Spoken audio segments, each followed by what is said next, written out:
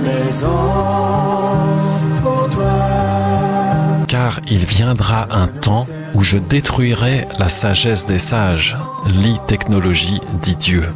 Y, la sagesse des hommes. 1. I-technologie. L'intelligence, sagesse, des hommes s'est installée dans notre vie moderne sous la forme de la e-technologie, l'intelligence des machines, des robots, des ordinateurs, au point d'asservir les hommes tout en prétendant les assister. Nous n'avons jamais eu autant de codes, de procédures à mémoriser, mettre en œuvre, à valider, déclencher, pour accéder à des données, des documents, déclencher des procédures, des opérations, des validations sans lesquelles notre vie quotidienne ne peut plus fonctionner, continuer correctement. Nous sommes là pour vous aider, nous disent les machines, les automates, les sites internet, mais nous sommes devenus totalement asservis à ces machines et la vie quotidienne n'est plus possible sans les ordinateurs, les smartphones, les cartes électroniques, les bornes interactives qui sont devenues indispensables alors qu'ils étaient créés comme des plus, des options, des facilités. Quelle est donc cette intelligence, cette sagesse de l'homme qui s'est transformée en violence faite à l'homme? Y. Cette sagesse ou intelligence venant de l'homme, comprenez de l'homme qui désire conduire lui-même sa vie sans Dieu, ne peut conduire à la liberté car Dieu seul, le Créateur, est capable de rendre l'homme libre, selon Jean 8, verset 32. L'homme qui base sa vie sur lui-même, sa propre technologie, ne peut que préparer sa propre déroute, ruine, et entraîner avec lui les autres hommes. 2. Malédiction. S'agit-il d'une malédiction?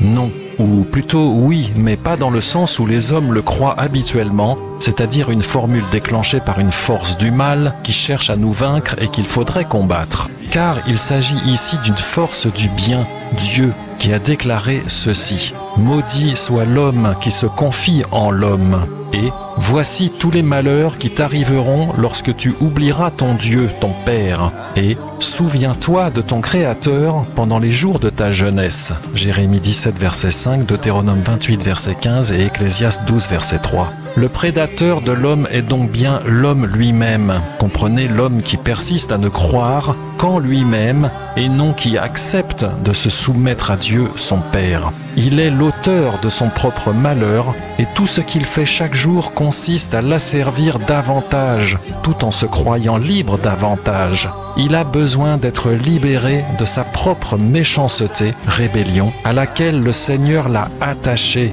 à cause de son insoumission à lui. Et il ne voit pas cela parce que cela ne lui a pas été révélé à cause de cette insoumission.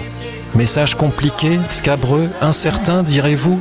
Demande-moi mon avis, dit le Seigneur, et je te répondrai. Mais sache, comprends, que je répondrai à un enfant qui s'humilie devant moi. La vie n'est pas un jeu, et personne ne dit dans le ciel « Tentez votre chance ». Il s'agit de comprendre, accepter, afin de vivre et non mourir. Dieu n'est ni une machine, ni un jeu, ni un piège. Il est et restera un Père qui t'appelle à la raison et non à la e-technologie. 1 Corinthiens 1, verset 22. Les Juifs demandent des signes et les Grecs cherchent la sagesse.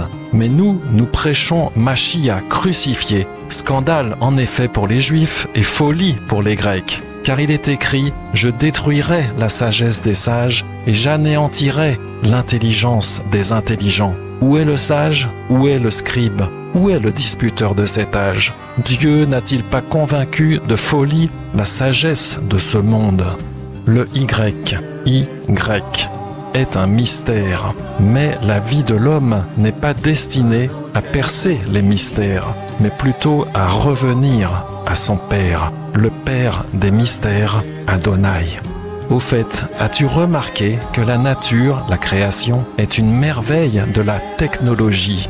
Prie ton Père qu'il te montre cela pour que tu puisses le louer toi aussi, comme toute la création, et chanter Alléluia.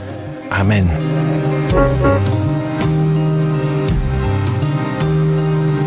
Nous Car il viendra un temps où je détruirai la sagesse des sages.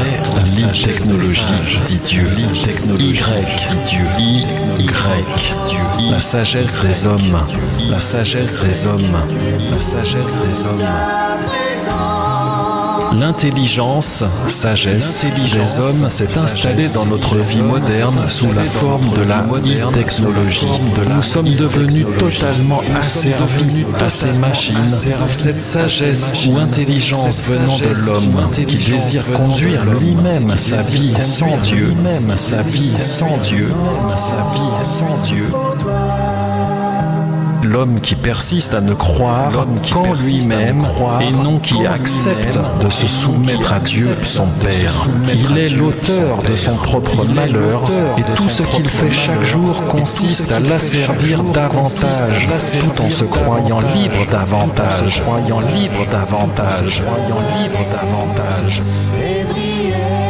Il a besoin d'être libéré de sa propre méchanceté, rébellion, à laquelle le Seigneur l'a attaché à cause de son insoumission à lui. Un autel pour prier ton nom, un lieu réservé pour ta présence,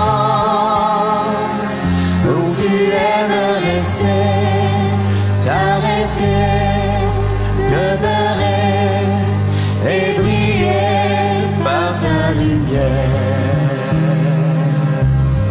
Tu es l'oasis au milieu du désert, l'eau vive qui coule dans les sources amères, le soleil qui brille au milieu de la nuit, l'aurore qui se lève sur nos vies.